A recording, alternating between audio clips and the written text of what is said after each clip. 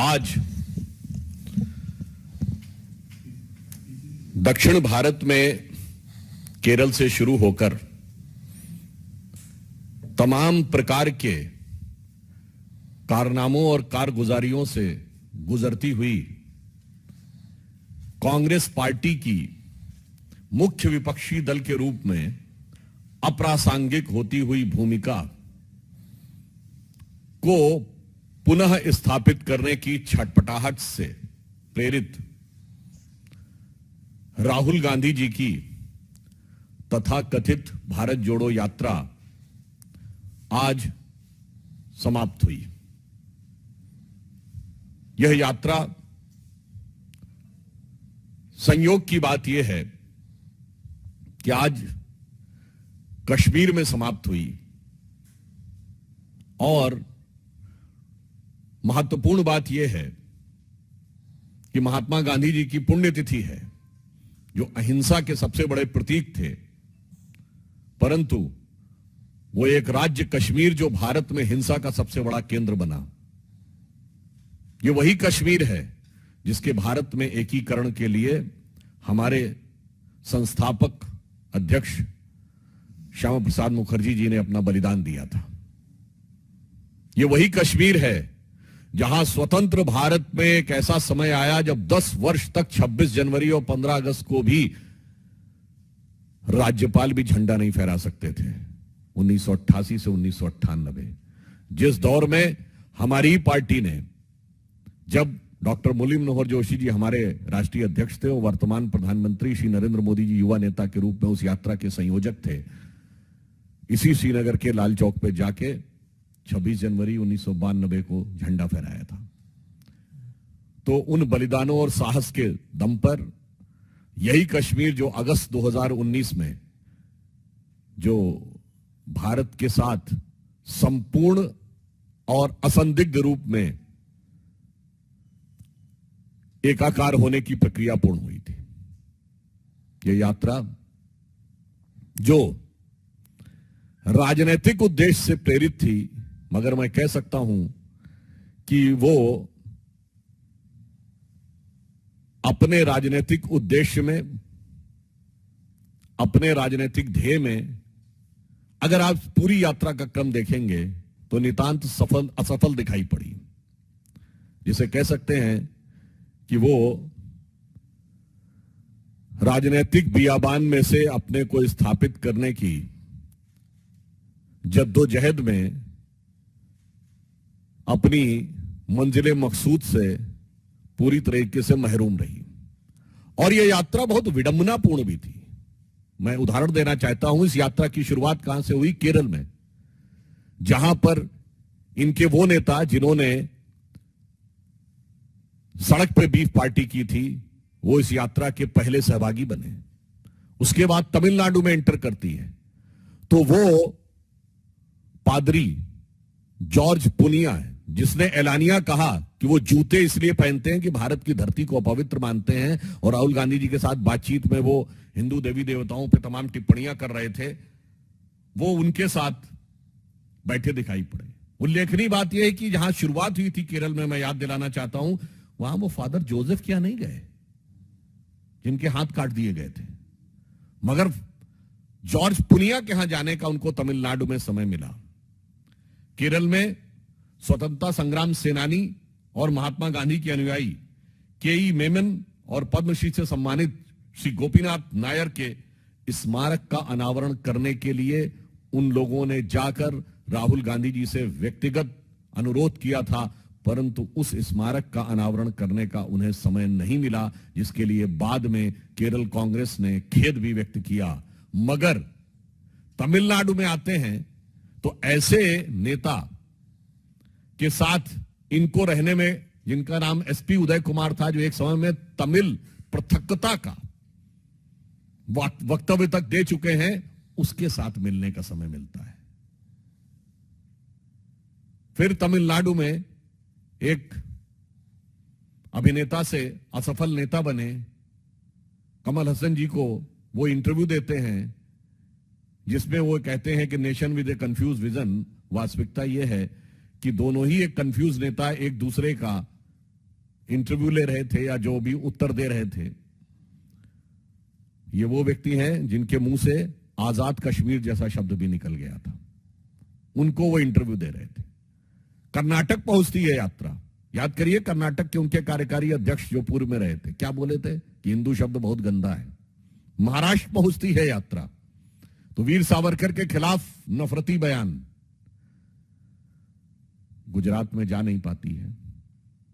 गुजरात के पास पहुंचते हैं तो गुजरात की विकास की सबसे बड़ी विरोध की प्रतीक मेधा पाटकर, जिन्होंने गांधीयंस विद गन कहा था। देखिए, कंफ्यूज नेशन इसे कहते हैं कि गांधी और गन का संबंध जिन्होंने स्थापित किया था उनके साथ थे।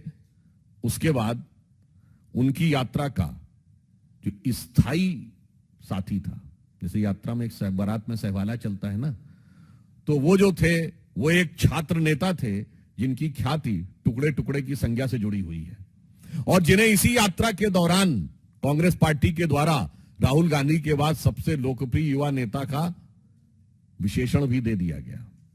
उसके बाद यह यात्रा दिल्ली पहुंचती है। अनेक विपक्षी दलों से वो आह्वान करते हैं कि भाई अब तो आ जाइए, कोई आने को तैयार नहीं होता है। उसके बाद यह यात्रा जब कश्मीर के नजदीक पहुंचती है तो फिर वो दिल की आरजू ऐसे लबों पर आती है कि वो सर्जिकल स्ट्राइक का बयान कौन बोलता है? यात्रा के संयोजक दिग्विजय सिंह जी। ये ठीक है कि फिर उनके सामने से माइक भी हटाया जाता है। यह दर्शाता है कि राहुल गांधी जी की यह यात्रा शुरू से अंत तक किस प्रकार की प्रवृत्तियों को साधे हुए उत्तरोत्तर आगे बढ़ रही थी। महत्वपूर्ण बात यह है कि न गांधी के प्रदेश में जा पाई, न नेहरू के प्रदेश में जा पाई।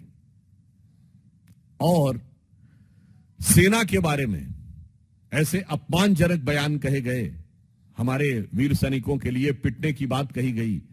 और इससे बड़ा कंफ्यूजन आपको इस यात्रा में दिखाई नहीं होगा कि हर बयान में उन्होंने कहा कि वो नफरत के खिलाफ अपना अभियान चला रहे हैं, मगर इतने नफरती जहर बुझे सामानों को लेकर ये कौन सी मोहब्बत की दुकान वो श्रीमान सजा रहे थे, यह कोई भी समझ सकता है। एक तरफ उन्होंने कहा, दूसरी तरफ क्या बोला, मुझे नफरत कहीं दिखी नहीं। मतलब इससे बड़ा विरोधाभासी वक्तव्य आपको नहीं दे सकता कि मेरी यात्रा नफरत के खिलाफ थी, तथा कथित नफरत के खिलाफ, और मुझे तो नफरत कहीं दिखी नहीं। इसी यात्रा में उन्होंने कहा वो राहुल गांधी तो है ही नहीं, वो तो समाप्त हो गया है। उन्होंने कहा सर्दी आपको इसलिए लगती है कि सर्दी से आप डरते हैं। मुझे लगता है ये कंफ्यूज नेशन की जो बात उन्होंने कही, तो सबसे ज्यादा कंफ्यूजन उस पूरी यात्रा के दौरान उनके स्वयं के आचरण में देखा। उसके बाद उन्होंने आकर अंतिम समय में जब यात्रा समापन के समय उन्होंने अपने परिवार को याद किया, तो मैं यह भी याद दिलाना चाहता हूं, भारत जोड़ो की जब बात होती है, भारत तोड़ो कब हुआ था? जब भारत माता के 2 टुकड़े हुए, उस समय कांग्रेस पार्टी के अध्यक्ष और अंतरिम सरकार के प्रधानमंत्री के रूप में, जब उन्होंने 2 सितंबर 1946 को अंतरिम सरकार के प्रधानमंत्री के रूप में नेतृत्व करते हुए नेहरू जी नेतृत्व कर रहे थे, तब बाकायदा सिग्नेचर करके यह प्रस्ताव पारित किया गया था कांग्रेस की एग्जीक्यूटिव में। आधा पंजाब चला गया था, आधा बंगाल चला गया। उसके बाद जो बच गया, आजादी के बाद आप ही के परिवार के शासनकाल में आधा कश्मीर भी चला गया। उसके बाद जो बच गया तो 62 में अक्साई चिन और मानसरोवर भी चला गया।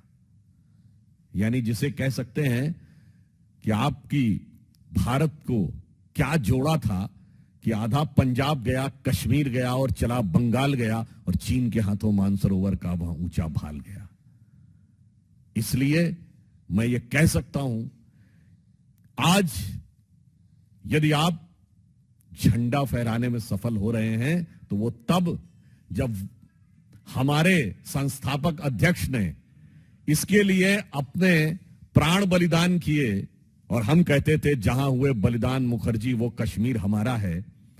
और उसके बाद समय समय पे हमने उस कश्मीर के लिए जान की बाजी लगाकर हमारे नेताओं ने वहां जाकर झंडा फहराया, और भारत के इतिहास के सबसे दृढ़ निश्चय के राजनीतिक निर्णय में जब हमारे प्रधानमंत्री जी ने 2019 में निर्णय लिया, तो आज वो हालात बने हैं कि वहां पर जाकर 26 जनवरी 15 अगस्त को डल लेक पे तिरंगे की पूरी लाइन दिखती है, कतार दिखती है, और आप यह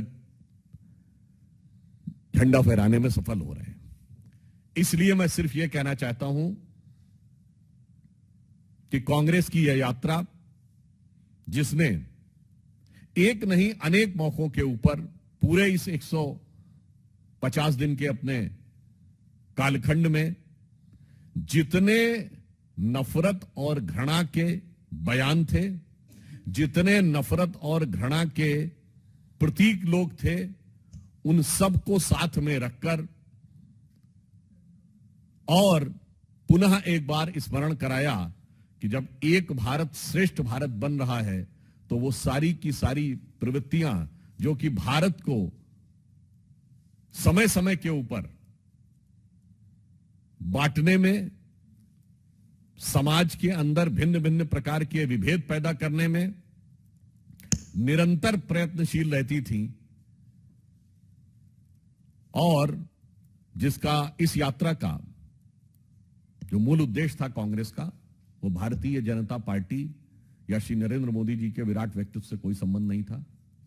उन्हें विपक्ष के रूप में अपनी जो हैसियत समाप्त हो रही थी, और विपक्ष के कई नेताओं के मन में जो महत्वाकांक्षाएं उठने लगी थी, चाहे ममता जी हो, चाहे नीतीश कुमार जी हो, चाहे केजरीवाल जी हो, केसीआर जी हो या शरद पवार जी हो, उन सबको हैसियत दिखानी थी कि भाई हम तो इतने सारे राज्यों में हैं, आप कहां पर हैं। और इस उद्देश्य में, और उसके बाद उन्हें यह प्रयास करना था कि वो सारे के सारे विपक्ष के नेताओं को अपने पक्ष में कर लें, परंतु उसमें भी ये पूरी तरीके से असफल रहे, क्योंकि किसी भी बड़े विपक्षी नेता ने या किसी भी बड़े दल ने उनका साथ आने से इनकार कर दिया। अब मैं सिर्फ यह कहना चाहूंगा कि कांग्रेस यदि भारत जोड़ो की बात करती है, तो इससे बड़ी विडंबना नहीं हो सकती। और ये तथाकथित सेकुलर दल, विपक्षी दल, इनकी पूरी नीति क्या रही? कांग्रेस और उनकी जितनी ऑफशूट पार्टियां हैं, इन सब की भारत के बारे में क्या नीति रही कि बांटे आंगन और गलियारे, बांटे मंदिर और गुरुद्वारे, बांटे गली मोहल्ले सारे, गांव गांव में, खेत खेत में जात पात की म्याद बांट दी तुमने, एक वोट की खातिर देश की हर बुनियाद बांट दी। जिन्होंने देश में बिखराव, टकराव और दुराव के सारे बीज बोए, वो जब आकर आज यह कहने का प्रयास करते हैं, तो 21वीं सदी की भारतीय जनता पार्टी यह मानती है कि जो हमारी युवा पीढ़ी है, जिसके पास आज सारे सोर्स ऑफ इंफॉर्मेशन है, वो इन सारी चीजों को बहुत भली भांति समझ सकती है। आज कोई भी चाहे तो चीजों को जाके वेरीफाई कर सकता है। इसलिए अंत में मैं ये कहना चाहूंगा कि राहुल गांधी जी ने यह प्रयास किया था कि वो एक सार्थक भूमिका निभाने का आवरण ओढ़ सके। उन्होंने यह प्रयास किया था कि विपक्षी दलों का कि वो दोस्त बन के हुए दिखाई पड़े। उन्होंने यह प्रयास किया था कि विपक्षी दलों के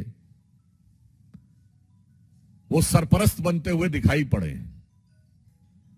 उन्होंने यह प्रयास किया था कि वो अपनी पार्टी के नफरती चेहरे को छुपा सकें, परंतु आपने देखा कि वो तो शुरुआत ही कहां से हुई थी? संघ के विरुद्ध जलती हुई एक तस्वीर को लेकर। तो आप समझ सकते हैं कि जलन और जलती हुई तस्वीर से शुरू होकर कोई चीज सकारात्मक नहीं जा सकती। और विपक्षी दलों की एकता का उनका ख्वाब, उनके नेतृत्व में आखिर में वो नाकाम हसरतों के साथ मंजिले मकसूद से महरूम रहा। तो उनके ऊपर मैं सिर्फ कहना चाहूंगा कि जो दिल्ली के आखिरी मुगल बादशाह बहादुर शाह जफर की उस नज्म की 2 लाइन उनकी इस यात्रा के समापन पर उनको एक सच्चा चित्रण करती हैं कि कोई भी पक्ष का उनके साथ नहीं आया, कोई दोस्त नहीं आया, उनकी अपनी पार्टी के लोग अलग होते चले गए। यूपी में तो पूरे के पूरे जिले साफ होते चले गए। गांधी के राज्य गुजरात में ऐतिहासिक पराजय का सामना करना पड़ा, यानी जो सीटें कभी नहीं हारे थे आजादी के बाद से वो हारे, विपक्ष का कोई साथ में नहीं आया। तो वो 2 पंक्तियां उनको अंत में समराइज करती हैं कि अब मैं ना किसी का हबीब हूं, ना किसी का रकीब हूं, जो बिगड़ गया वो नसीब हूं, जो उजड़ गया वो दयार हूं, न किसी की आंख का नूर हूं, न किसी के दिल का करार हूं, जो किसी के काम ना आ सका वो मैं एक मुश्त गुबार हूं। धन्यवाद। संजय, क्या आपको लगता है सुधांशु जी की राहुल गांधी की इस यात्रा के बाद में उनकी छवि में कोई सुधार आया है और 2024 के जो लोकसभा चुनाव होंगे उसमें वो विपक्षी दलों के नेता के रूप में सर्वमान्य स्वीकार होंगे प्रधानमंत्री नरेंद्र मोदी जी के सामने? विपक्षी दलों के सभी बड़े नेताओं ने जिस प्रकार का रिस्पांस दिया है उससे आप समझ सकते हैं कांग्रेस की यात्रा का उद्देश्य यही था, परंतु जितने मैंने आपको उदाहरण गिनाए इसके बाद बहुत साफ रूप से समझा जा सकता है कि कांग्रेस की छवि और विपक्षी एकता का अलंबरदार बनने का उनका ख्वाब यथार्थ के धरातल पर टकराकर चकनाचूर हो गया है। सुधांशु जी, देश के गृह मंत्री अमित शाह ने वो चुनौती दी है उन्होंने कि जम्मू संभाग से कश्मीर संभाग तक वो क्यों पैदल यात्रा नहीं निकाली? बीजेपी का क्या कहना? आज जो वो कह रहे थे, आपने महत्वपूर्ण बात कही। मैं पूछना चाहता हूं, कांग्रेस का कोई नेता गया कभी कांग्रेस के शासनकाल में? उसकी हिम्मत हुई? हमारे शासनकाल में स्थिति है कि वो जाकर यात्रा कर सकते हैं। और जब सुरक्षा की बात आई थी तो कांग्रेस को याद आया था ना कि सुरक्षा बलों के जवान जो उनकी व्यक्तिगत सुरक्षा में भी हैं वो अपनी जान जोखिम में डालकर किस प्रकार से काम करते हैं, और आप उन्हीं के विरुद्ध जीरो टॉलरेंस की बात करते थे, आतंकवादियों के मानवाधिकारों की बात करते थे इसी कश्मीर में। इसलिए यह स्थिति थी।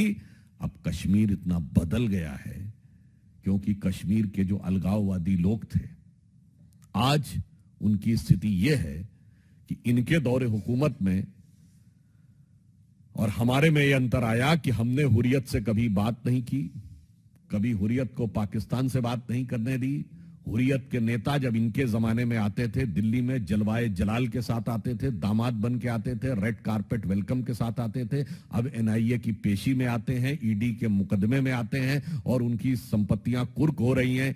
इसके कारण से राहुल गांधी जी अब बोलने की स्थिति में आ पा रहे हैं, अन्यथा तो 1948 से लेके आज तक कभी यह प्रश्न ही नहीं उठना चाहिए था। राहुल गांधी का यह प्रश्न उठाना अपनी पूर्ववर्ती सरकार ही नहीं, अपने परिवार के क्रियाकलाप के ऊपर स्वयं उंगली उठाना है। सर, राहुल गांधी ने फिर से चीन को लेकर के सरकार की नीतियों पर सवाल उठाए। कांग्रेस का कहना है कि डीडीएलजे टर्म दिया है जिसमें डिस्ट्रैक्ट करना और झूठ बोलना का आरोप लगाया भाजपा के ऊपर कि चीन को लेकर के जो पॉलिसी है सरकार की उस पर एक बार फिर से सवाल उठाया। देखिए, ये एक बार फिर से नहीं, ये उनका परमानेंट सवाल रहता है। उसका कारण जानते क्या है? जो लोग साहित्य समझते होंगे तो एक होता है स्थायी भाव और एक होता संचारी भाव। स्थायी भाव है भारतीय जनता पार्टी और मोदी जी से नफरत करना, और संचारी भाव है कि रह रह कर इस ढंग का कोई ना कोई मुद्दा उठाकर बोलते रहना।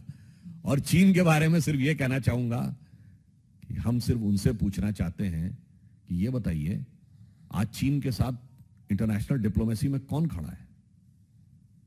सिर्फ पाकिस्तान, लुटा पिटा बिखरता पाकिस्तान और एक अलग थलग पड़ा नॉर्थ कोरिया। इसके अलावा कोई साथ में हो तो बताएं। और एक दौर था जबकि सब के सब चीन के साथ खड़े होते थे। आज पहली बार ऐसा है। महत्वपूर्ण बात यह है कि इनको अपनी सेना के वक्तव्य पे भरोसा नहीं। इनको अपनी सरकार के वक्तव्य पर भरोसा नहीं।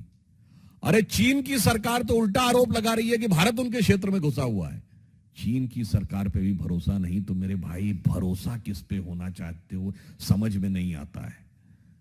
विदेश नीति के बारे में आप समझिए कि यूक्रेन और रूस के युद्ध के समय प्रधानमंत्री जी ने दोनों से समानता से बात की। पुतिन के सामने बैठकर यूक्रेन को भी धन्यवाद दिया और पुतिन ने उनकी तारीफ कर दी। तो रशिया के पुतिन जी को समझ में आ गया, अपने भैया पुतिन को नहीं समझ में आ रहा है, तो अब इसके लिए हम क्या कर सकते हैं? एक मिनट नीरज। सर उन्होंने कहा कि मैं इलाहाबाद का रहने वाला हूँ, गंगा किनारे रहता हूँ, आप लोगों ने कश्मीरियत को गंगा में डाल दिया। उन्होंने डाला। सोच को राहुल गांधी ने ये गए क्यों नहीं थे प्रयागराज? इतना दुराव क्यों रखा? न प्रयाग गए न वाराणसी गए। चलो कोई बात नहीं, रायबरेली तो चले जाते, अपनी माता जी की कर्मभूमि, अपने स्वर्गीय पिताजी के क्षेत्र अमेठी चले जाते, अपने क्षेत्र अमेठी। मतलब आप भारत के इतिहास का ये पहला बड़ा राष्ट्रीय दल का अध्यक्ष देखते होंगे जो अपने क्षेत्र से चुनाव हारने के बाद अपने एक बड़े राजनीतिक कार्यक्रम में वहां भी नहीं गए।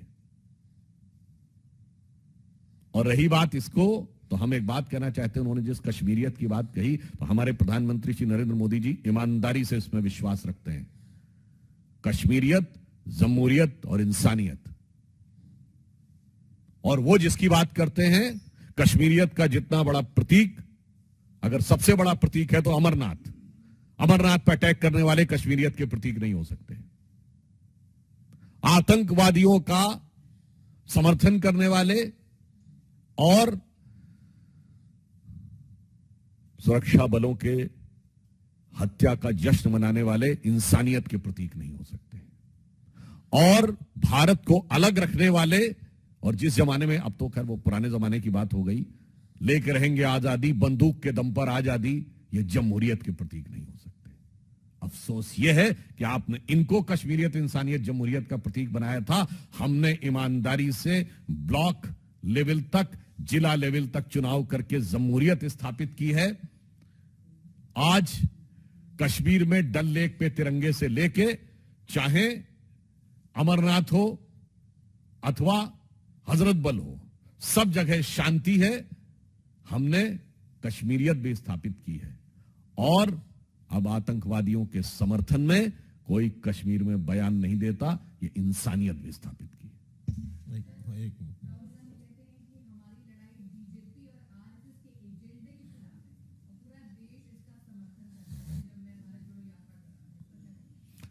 देखिए, पहली बात तो यह है कि वो अभी अपने बारे में नहीं बता पा रहे हैं, तो उनसे ये बताइए कि उनके हिसाब से एजेंडा क्या है। अभी अपनी पार्टी का एजेंडा तो उन्हें क्लियर नहीं, तो भाजपा का एजेंडा वो क्या समझते हैं? हमारा एजेंडा बहुत साफ था, एक भारत श्रेष्ठ भारत। हमारे एजेंडा की वजह से ही आज कश्मीर भारत का हिस्सा है। हमारे ही पहले संस्थापक अध्यक्ष के बलिदान से सदर रियासत का पद, यानी सेपरेट प्राइम मिनिस्टर का पद खत्म हुआ था। उसके बाद ही सुप्रीम कोर्ट और चुनाव आयोग के दायरे में कश्मीर आया था। और मैं कहना चाहूंगा कि राहुल गांधी जी तो ये बोले थे ना कि वो आरएसएस को समझने के लिए वो कुछ हिंदू धर्म ग्रंथ भी पढ़ने की कोशिश कर रहे हैं। मुझे लगता है अभी तक शायद पढ़ नहीं पाए हैं, वो समझ नहीं पाए हैं। इसलिए मेरा विचार यह है कि पहले वो कांग्रेस का एजेंडा समझ लें, उसके बाद भारतीय जनता पार्टी के एजेंडे पर प्रश्न करें। वो समझे ना समझे, हमें कोई फर्क नहीं पड़ता। देश की जनता ने श्री नरेंद्र मोदी जी के नेतृत्व में भारतीय जनता पार्टी का एजेंडा भली भांति समझ रखा है। हर गरीब को शक्ति देना, यानी अंतिम सीढ़ी पर खड़े हुए व्यक्ति का उदय, दूसरा है विकास, और तीसरा है गौरव के साथ राष्ट्रवाद। एक पहले आप पूछ लें फिर।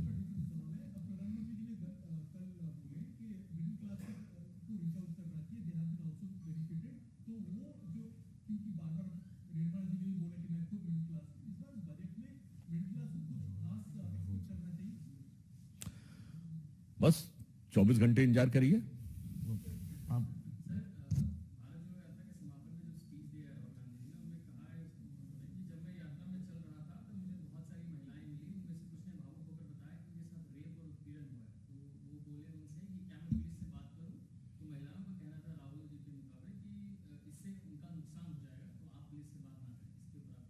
हो सकता है, क्योंकि अगर देखें तो पूरे भारत में सबसे अधिक महिलाओं पे अत्याचार के प्रकरण राजस्थान में आए हैं।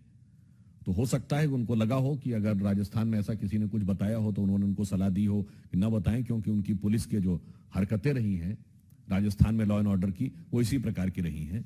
तो उन्हें यह भी स्पष्ट करना चाहिए। और मैं एक और बात कहना चाहता हूं, तो किस राज्य में था, इसके अलावा राहुल गांधी जी कांग्रेस के पूर्व अध्यक्ष हैं, कांग्रेस के सबसे बड़े नेता हैं और सांसद भी हैं।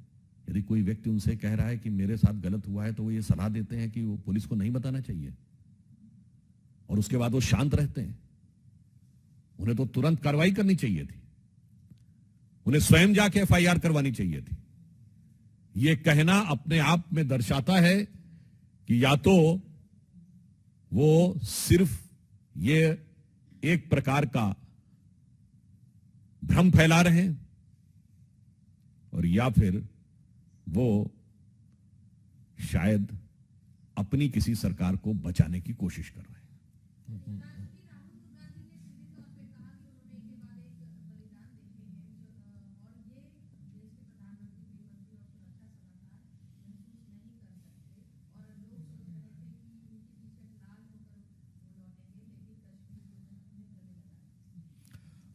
देखिए, हम तो सिर्फ ये कहना चाहेंगे कि बलिदान होने की बात अगर है तो स्वतंत्र भारत में पहला आत्म बलिदान हमारे संस्थापक अध्यक्ष श्याम प्रसाद मुखर्जी जी ने किया था, और उसके बाद कितने बलिदान नहीं देखे हैं, और विरोध होने के बावजूद कैसा साथ दिया है। 62 का युद्ध हो, नेहरू जी के वक्तव्य पढ़ रहे हैं, जनसंघ ने कैसा साथ दिया, जनसंघ के साथ साथ राष्ट्रीय स्वयंसेवक संघ ने कैसा साथ दिया, 65 के युद्ध में शास्त्री जी के वक्तव्य पढ़ने, 71 के युद्ध में अटल जी के वक्तव्य पढ़ने, नरसिम्हा राव के समय में 95 में जेनेवा में किस ढंग से जाके अटल जी ने सरकार का समर्थन किया था, और उन्होंने क्या किया है। हमारे लोगों ने उत्तर से दक्षिण तक सदा सर्वदा बलिदान दिया है। हां, यह भी मैं कहना चाहता हूं कि जो दुखद हत्याएं हुई उसके लिए देश को बहुत कष्ट है, परंतु यह भी एक सत्य है कि उन्हीं के परिवार के 2 प्रधानमंत्रियों ने अपनी अध्यक्षता में गठित कमेटी के द्वारा अपने को भारत रत्न भी दिया है। नेहरू जी ने भी अपने को भारत रत्न दिया अपनी सरकार में, और इंदिरा जी ने भी अपने को भारत रत्न दिया अपनी सरकार में, अपनी अध्यक्षता में बनी कमेटी। ओके,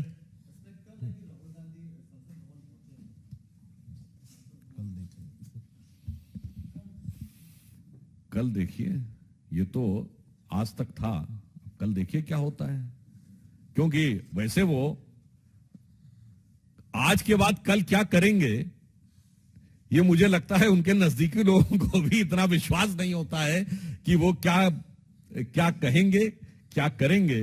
तो मुझे लगता है इसके लिए कल सुबह का इंतजार करना चाहिए। Okay, thank you, thank